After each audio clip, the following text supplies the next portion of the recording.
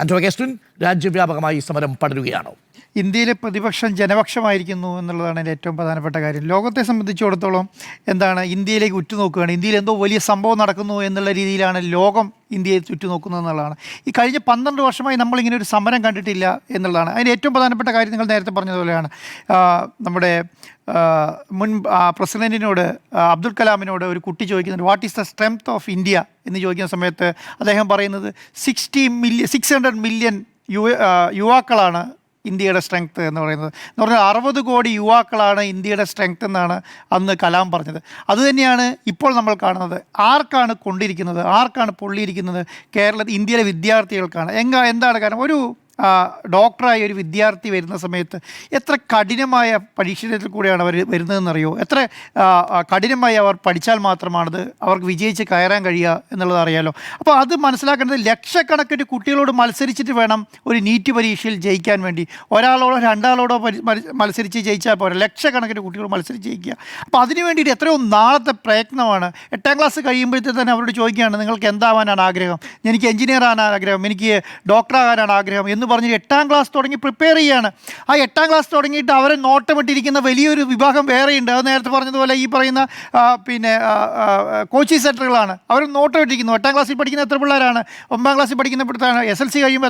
SLC കഴിയുമ്പോഴത്തേക്ക് ആർക്ക് വേണം എന്നുള്ളത് കണ്ടെത്തി അവരവിടേക്ക് കൊണ്ടുപോകാനുള്ള എല്ലാ സംവിധാനങ്ങളും ഒരുക്കുകയാണ്. കോളേജുകളും സ്കൂളുകളും ഇനി ഭാഗം ഒരുക്കി കൊടുക്കുകയാണ്. അപ്പം അങ്ങനെ പഠിച്ച് പുറത്തേക്ക് വരിക എന്ന് പറയുന്നത് സാധാരണക്കാരെ കുട്ടിയെ കൊണ്ട് സംഭവിക്കുന്ന കാര്യമേ അല്ല. എങ്ങനെയാണ് ഒരു 2.5 ലക്ഷം രൂപ ഒരു മാസം, ഒരു വർഷം കൊടുക്കുക എന്ന് പറഞ്ഞാൽ ഏകദേശം 20,000 രൂപയ്ക്ക് മേലെ ഒരു മാസം കൊടുക്കണം.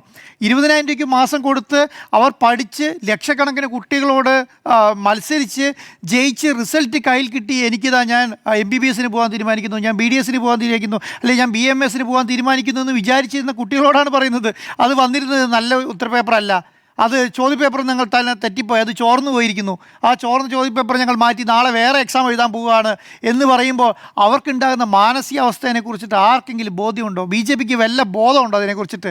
അങ്ങനെ ബോധമുണ്ടെങ്കിൽ പറയില്ലല്ലോ. അതായത് ഞങ്ങൾ മറ്റേ പരീക്ഷ മാറ്റി ഇപ്രാവശ്യത്തെ പരീക്ഷ വേറെയാക്കിയില്ല, എന്താ പ്രശ്നം എന്നാണ് ചോദിക്കുന്നത്. അത് കഴിഞ്ഞാൽ ആ പരീക്ഷ മാറ്റിയതോടുകൂടി അവസാനിച്ചില്ലെന്ന് ചോദിക്കുകയാണ്. അതാണ് നേരത്തെ നിങ്ങൾ പറഞ്ഞതുപോലെ, ഞാൻ MBBS പോകാൻ വേണ്ടി തീരുമാനിച്ചിരിക്കുന്ന കുട്ടി രണ്ടാമത്തെ പരീക്ഷ എഴുതി കഴിയുമ്പോൾ അതിനവർക്ക് യോഗ്യത കിട്ടാതായിരിക്കും. അവർക്കുണ്ടാകുന്ന മാനസികാവസ്ഥയെക്കുറിച്ചിട്ട് എന്താണ്? കഴിഞ്ഞ 5 വർഷം 95 പേരാണ് ജീവനൊടുക്കിയത് ഇന്ത്യയിൽ. ഈ പറയുന്ന ഈ പറയുന്ന നീറ്റ് എക്സാമുമായിട്ട് 5 വർഷം കൊണ്ട് 95 പേർ ജീവനൊടുക്കിയ ഒരു രാജ്യം ലോകത്തെവിടെ ഉണ്ടാവുമോ? പഠിക്കാൻ വേണ്ടിയിട്ടാണ്. ഈ അവർക്കുണ്ടാകുന്ന സ്വപ്നങ്ങളെ തച്ചുടച്ചത് കൊണ്ട് മാത്രം സംഭവിച്ചതാണ് 95 പേരുടെ മരണം എന്ന് പറയുന്നത്.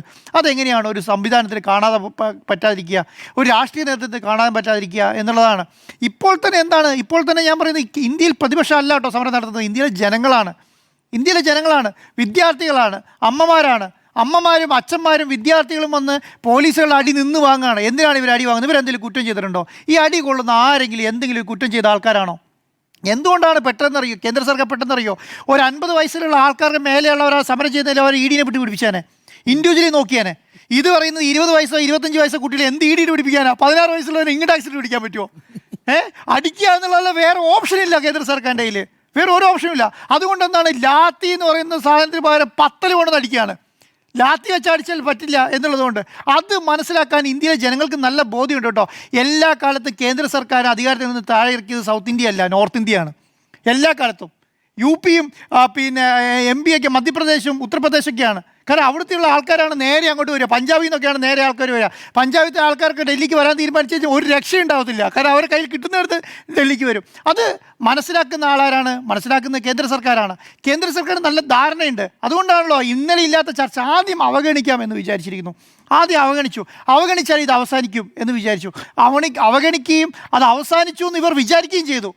പക്ഷേ പൊടുന്നനെ ജനങ്ങൾക്ക് കാര്യം മനസ്സിലായി. കാരണം ഇത് അവസാനിച്ചാൽ രാജ്യം ഇതുപോലെ ഒരു സംവിധാനത്തെ നേരിടാൻ ഇനി ആരും ഉണ്ടാകില്ല എന്നുള്ളത് ആർക്ക് മനസ്സിലായി? വിദ്യാർത്ഥികൾക്ക് മനസ്സിലായി എന്നുള്ളതാണ്. ഞാൻ നേരത്തെ നിങ്ങൾ പറഞ്ഞത് അതിശയത്തോടു കൂടിയാണ് കേൾക്കുന്നത്. എന്താണ് സംഭവം?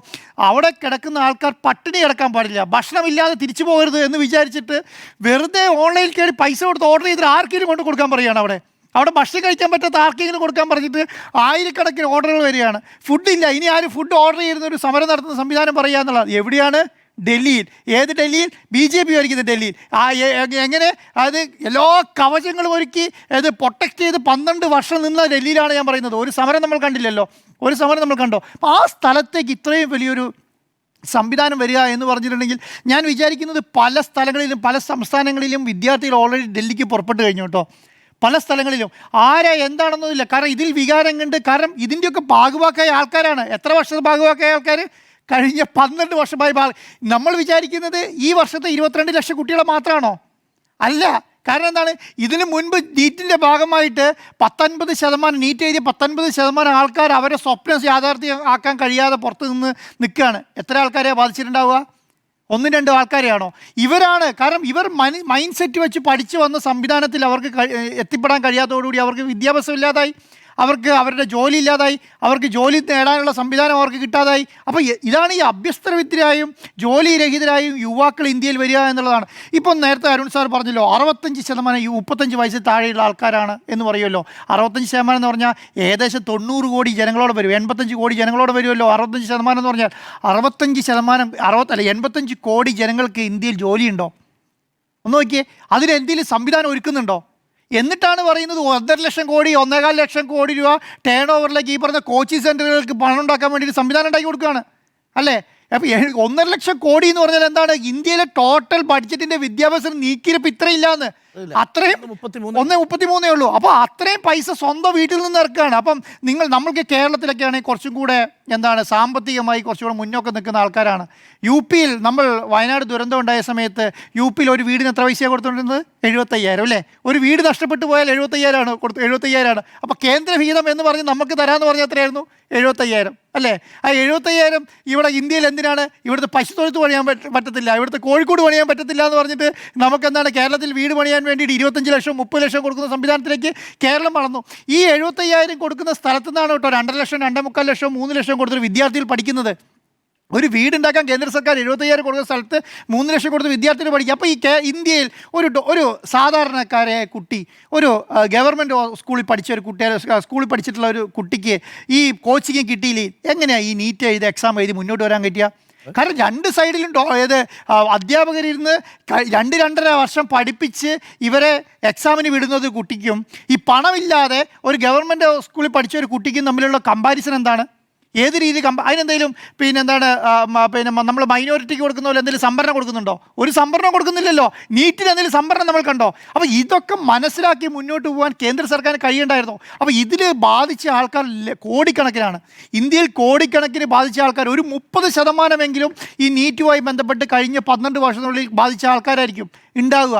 അവർ 30% ഒരു പ്രതിനിധിയെങ്കിലും ഈ സമരത്തിൻ്റെ ഭാഗമായി ഓൺലൈനിലോ ഡിജിറ്റലിലോ സമരപ്പന്തലിലോ എത്തിയിട്ടുണ്ടാവും. ഏതെങ്കിലും രീതിയിൽ സഹായിക്കുന്ന രീതിയിൽ മാറിയിരിക്കുക. പല നേതാക്കന്മാരും ഇപ്പം ഈ RSSൻ്റെയും BJP-ൻ്റെയൊക്കെ മക്കൾ ഇതിന് ഭാഗമായി കഴിഞ്ഞിട്ട് സ്വന്തം വീട്ടിൽ പ്രശ്നമാകുമ്പോഴാണല്ലോ ഇത് നന്നായി കൊള്ളുക. അപ്പോൾ ഇവർക്ക് ഇത് നീറ്റ് എഴുതാൻ പറ്റിയിട്ടില്ല. അപ്പോൾ അവർ മാനസികമായിട്ട് എന്താണ് ഇത് ഇങ്ങനെയൊന്നും ശരിയല്ല, ഇദ്ദേഹം രാജിവെക്കണമെന്ന് പറഞ്ഞു തുടങ്ങി. അത് മനസ്സിലാക്കിയിട്ടുണ്ട് BJP. പിടിച്ചുകൊണ്ടുപോയ പോലീസ് ഉദ്യോഗസ്ഥൻ പറഞ്ഞു എന്ന് രാഹുൽ ഗാന്ധി ഇന്ന് പറയുന്നുണ്ട്. ഈ സർക്കാർ താഴെ ഇറങ്ങണമെന്ന് എന്നോട് ചെവിയിൽ പറഞ്ഞു. പക്ഷേ ഇപ്പോൾ JP നഡ്ഡയുടെ വാർത്താ സമ്മേളനത്തിൽ ഒരു ഒത്തുതീർപ്പുമില്ല. പഴയ കോൺഗ്രസ് കാലത്തെ എന്താണ് പരീക്ഷകളുടെ ക്രമക്കേടുകളുടെ എണ്ണം പറയുന്നു. രാഷ്ട്രീയ പ്രതിരോധം തീർക്കും.